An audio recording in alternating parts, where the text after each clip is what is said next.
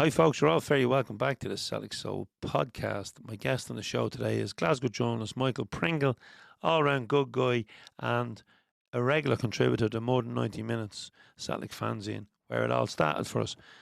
The new fanzine issue 140 is now available to buy. You can do that. You can download the digital or order the print copy at celticfanzine.com, and over on celticfanzine.com you'll find everything we do: blogs, news, online shop, newsletters, matchday fanzines, the fanzine where it'll all start, and you'll also get information on our upcoming events. And we have a number of upcoming events we want to plug. On Saturday, March the 14th, after Celtic play Motherwell, we host a tribute dinner to Lisbon Lion John Fallon at the number 10 Hotel in Glasgow. Simon Donnelly will be one of our special guests on the night, and Paul Sheridan from the Wakes will be getting the sing-song going. There's about 6 tables left for that, so contact us through the website, social media, or here for tickets and tables. On Saturday, March 28th, we're in Carrickmacross during the international break as guests of the Brian Keening Celtic Supporters Club with Jackie McNamara and John Hanson as they celebrate their 25th anniversary at the Shirley Arms Hotel. Music is from Catalpa, and ticket information is on the website, as is all the information about all our events, celticfanzine.com. And on Thursday, the 4th of June, we will be in the sunshine of the Costa Blanca for Rosie Maguire's Cabaret's Celtic Festival, end of season Celtic Festival, from Thursday the 4th of June to Sunday the 7th of June.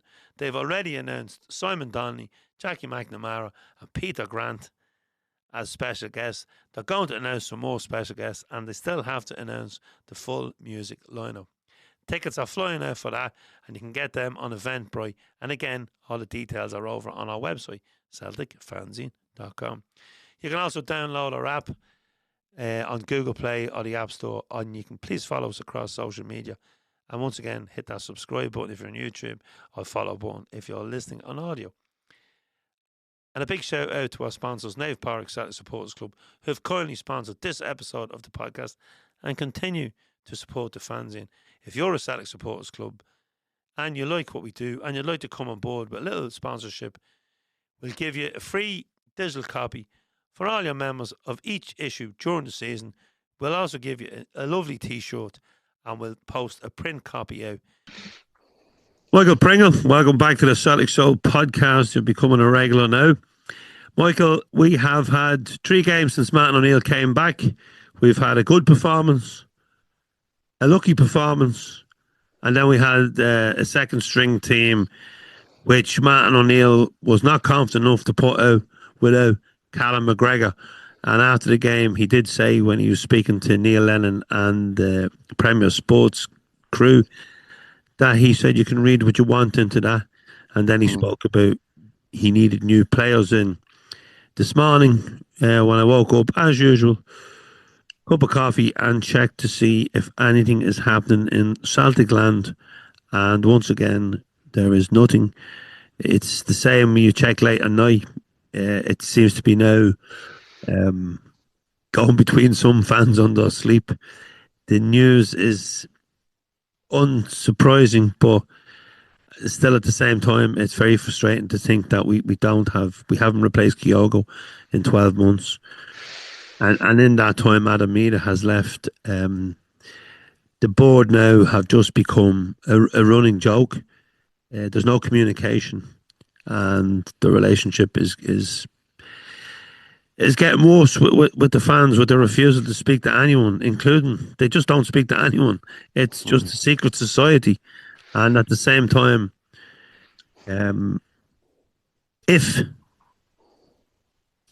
if we lose the league to Hearts or the Rangers with 80 million surplus cash in the bank, it will be criminal and it will be unforgiven. The board will not be forgiven for this. No, I don't think Desmond cares really, does he? It seems to be all about him. I remember when we drew under Ronnie Dyler's stewardship, when we drew the semi-final with Rangers and then lost in penalties. It came out in the wash that the Rangers board had riled him somewhat, and he came out determined make an example of him, and it seems that he's just doing that with our supporters as well now. So he doesn't like sort of anybody to make him look a fool, I don't think, but he's just making himself look a fool in this instance, no, because this is unforgivable what's going on just now. You're right about the three performances. We've got a really hard game coming up this week in Italy, but we're fortunate to get a result against Falkirk. But for the much maligned Kasper Schmeichel making a very good save, it could have been a different result. Sunday's Scottish Cup game is really one that we should have coasted, but although we didn't at any point look in any danger of losing it, we made real hard work of it, and it took a fantastic second goal to sort of seal it. I mean, it could have been easily beginning in the last couple of minutes, but we did go into the last couple of minutes with Auchinleck still in the game and possibly able to steal something. It just sort of sums up our season. I mean, Martin O'Neill's back, but that's just papering over the cracks at the moment. And we're not papering over them very well. It's see-through. Whatever using the paper on them, it's absolutely see-through. We're still in it though. We're still in it for the league. Still in it for the title. Still in it for the cup. Hearts and Hibs both went out to opposition that you'd have expected them to put to the side now. So we're still we're getting a degree of luck, I think, in that we're still in it, and the title race and the cup. We've got a home tie against Dundee, so all is not lost yet. But I wouldn't bet on in any sort of significant signings coming in. I think at best we'll get a loan or two, but we really need a striker. No, that's been over a year since Kyogo left. We've had Kuhn and Ida leave since then. Maeda wants away. I dare say Hatate probably wants away as well, because his performances this season have been really below par. That's been polite about it. I just don't. We look rudderless at the moment. As you say, he left McGregor in the side, and it was essentially a second string, and it just showed the dearth of quality we've actually got in the squad now. I just don't know where we're going, but it's wherever we're going, it's no pretty, and we could be in for a long, hard season. And with all that money sitting in the bank, I know it's just not about the finances and stuff. They claim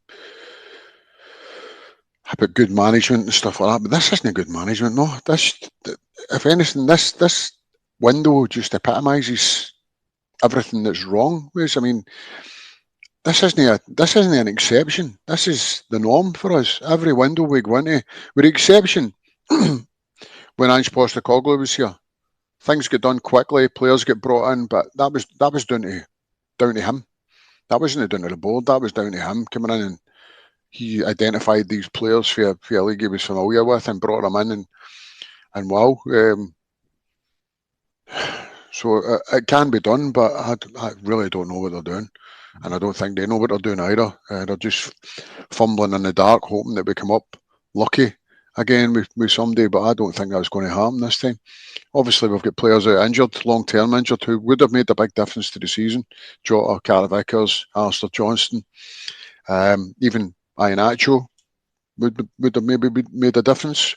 But I really don't know where they're going. I mean, the whole situation with the support is just beyond the pale.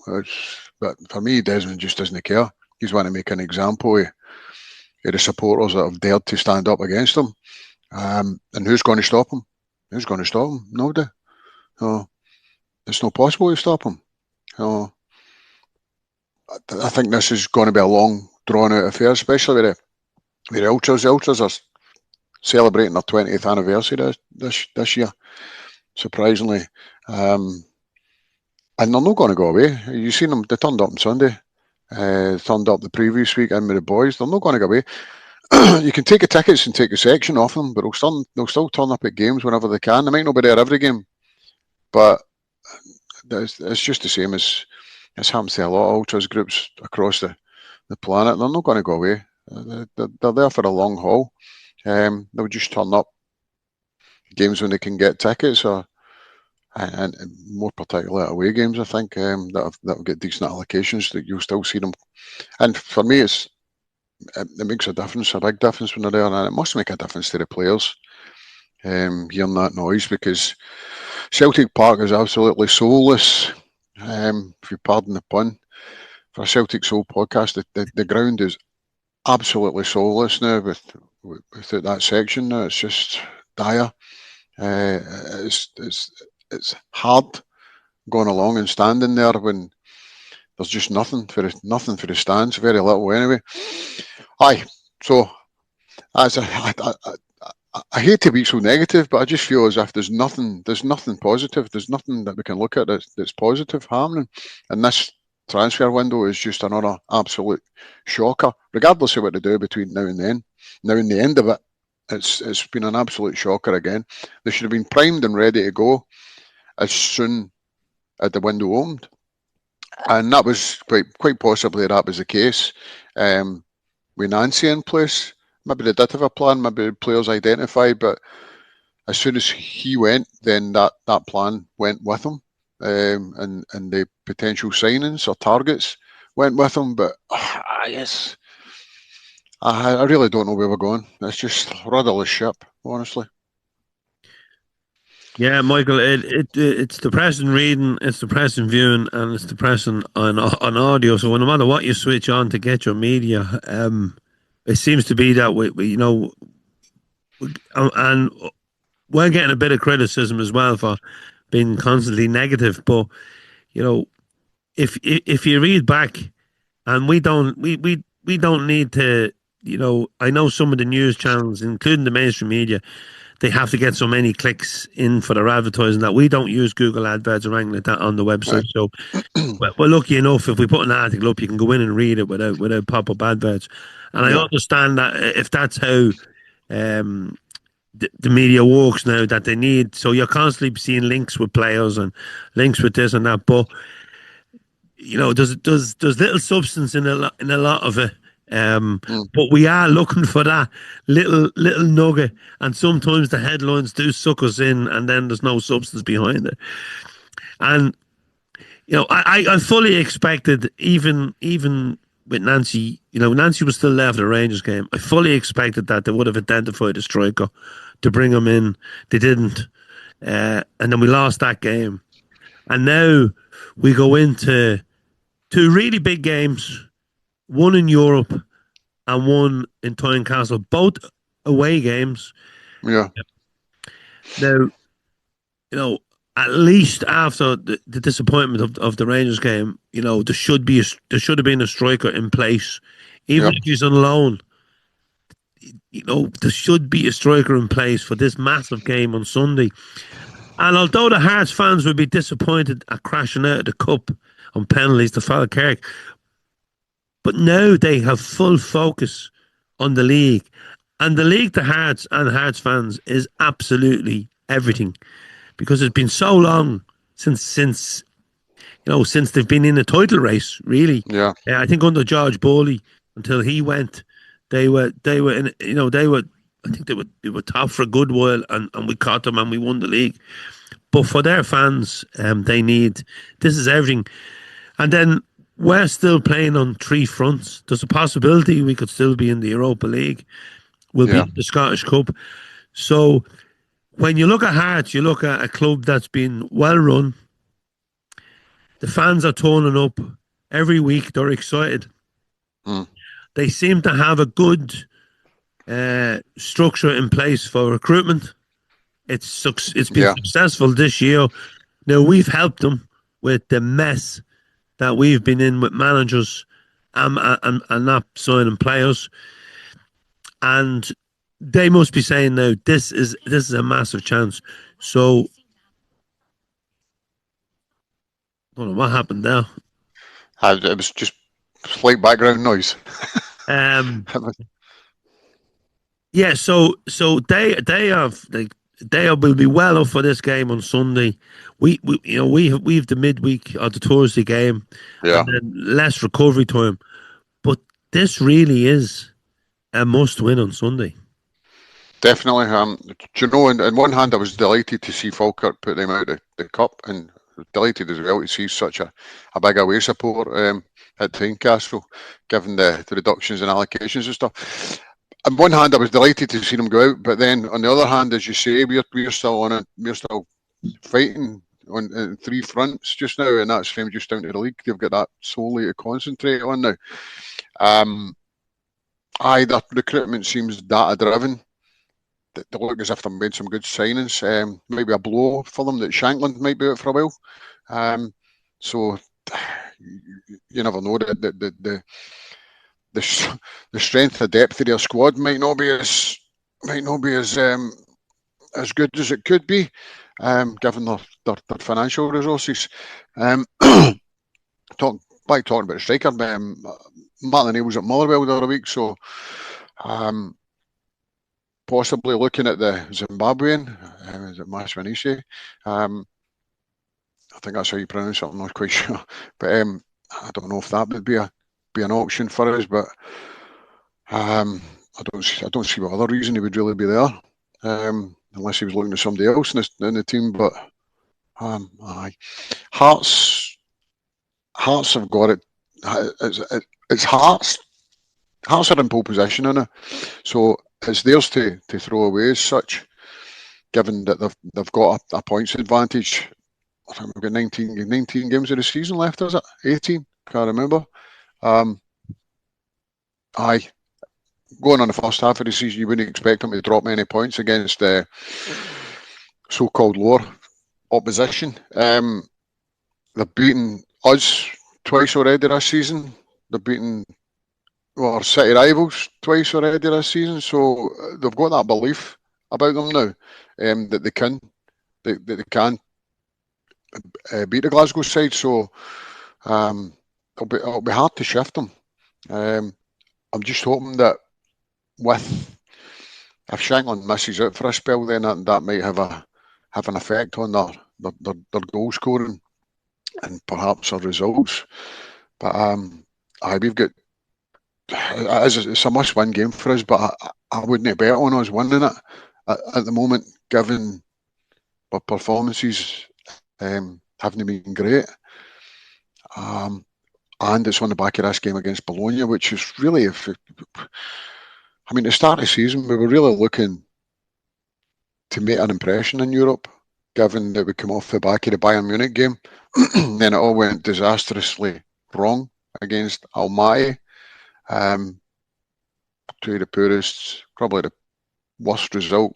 In fact, no, probably it's the worst result in Europe that I've encountered in my years of watching Celtic. It was absolutely abysmal. Then to be parachuted into the Europa and no fare very well on that either. We've got 2 games left in it, and I was really hoping that we could make some sort of impression. We're going about our city rivals being in a lesser competition, and that's how they do better in it, how they've done better, and how they're racking up how the European coefficients going up and stuff like this. And we've just fared really poorly this season. We've got 2 games to salvage that. Bologna's going to be very difficult. Perhaps we could get a result against Utrecht at home, but it might still prove fruitless, even if we do get the 3 points at home, depending on what happens this week. But it's a big week for us. We keep saying this. It's a big week. It's a big week. It's a big week. We need reinforcements. It's a big week. We need a striker. It's a big week. We need a couple of results. I'm not convinced that we're going to get anything out of this week. I just don't see where we're going. It's just, and what is the plan? What is the long-term plan for the manager and stuff like that? They're just hoping that O'Neill and Maloney just conjure up a magical double with the squad they've got, and then slide Sean Maloney into the role at the end of the season. I don't know. I really don't know. But Desmond's the man with a plan, and they're not sharing anything with us, are they? No, there's certainly no there's no white smoke coming from Celtic Park. There's no conversation, and there's certainly no players coming in that we can see of. Only rumours and half truths. Michael, it's been a short one today, but thanks very much for taking time to chat, and hopefully when we chat again, we will be celebrating a win or two. Yep, hopefully it's a bit more positive next time, Andrew. That's all we can hope for.